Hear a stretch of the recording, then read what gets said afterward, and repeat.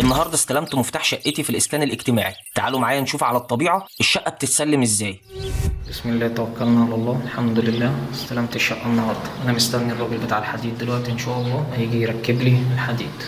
لغايه ما الحداد يجي تعالى نتفرج على الشقه مع بعض. ادي الصاله، المقاس بتاعها حلو مناسب، الريسبشن حلو، ودي البلكونه بتاعه الريسبشن. البلكونه دي امامي بتبص على البارك، ودي الطرقه بتاعه الشقه. هنخش اول حاجه مع بعض المطبخ. زي ما انتم شايفين ما شاء الله مساحته معقوله وهياخد الحاجه بتاعتي. الشباك ده انا هعمله حديد برضو عشان امن المطبخ. ادي الخلاط، وادي الحوض اللي بيتسلم اللي الشركه بتسلمه، وادي فيش الكهرباء اللي الشركه بتسلمها. فيش الكهرباء مش كتيره في المطبخ، لو محتاج اللي انت تزود فيش ممكن تزود فيش عادي. نيجي بقى لاهم حاجه، بلكونه الخدمات. كل المشاكل بتيجي منها، كل السرقات بتيجي منها. دي كانت اضعف حاجه في الشقه، وما كانش ينفع ان انا اسيب الشقه الا لما امنها. فانا هعمل حديد على السور ده كده داير ما يدور قفص، وان شاء الله الفيديو الجاي هتشوفوا ازاي انا قفلت الشقه بتاعتي وامنتها كويس. دي الاوضه الاولى. الاوضه الاولى دي هتبقى اوضه الاطفال. الاوضه منوره زي ما انتم شايفين ما شاء الله، في تراب في كل حته عشان احنا في الصحراء. الفيش فيها داير ما يدور ارضي برضو، الفيش دي امان بس عين واحده.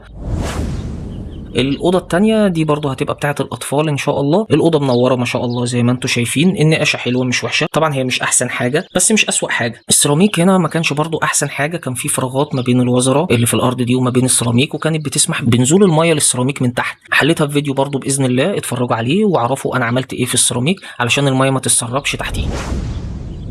تعالوا نشوف مع بعض بقى أوضة النوم، الأوضة الأخيرة اللي تعبتني دي في المساحة بتاعتها.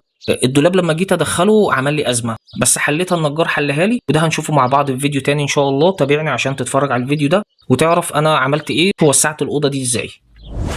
نخش على الحمام، وادي السيراميك ما شاء الله من الأرض للسقف تمام. السيراميك مش متكسر، ما فيهوش أي مشكلة، في حاجات بسيطة. ادي الدش تمام، جربت الدش، بصيت على الحوض شفت فيه شروخ ولا لأ. جربت الخلاط اشتغل معاه تمام. القعدة جربت الصافون بصيت عليه، هو كان متلخلخ شوية بس انا ربطته وعملته باسمنت والدنيا تمام فيه. الشباك ده انا هعمل عليه حديد برضو عشان أأمن الحمام بتاعي. طبعا اللي عايز يعمل نقاشة واللي عايز يعمل سيراميك واللي عايز يعمل نجارة، اي حد عايز يعمل اي حاجة في شقته، دي شقتك روق عليها زي ما انت عايز. انا بوضح لك الاستلام بتاعك اول ما بتستلم الشقة بيبقى شكلها ازاي. وهنا الحداد بينده عليا اهو، فانا هنزل له وباذن الله الفيديو الجاي هوريكم انا عملت ايه ان شاء الله في الحداده ونتفرج عليها مع بعض.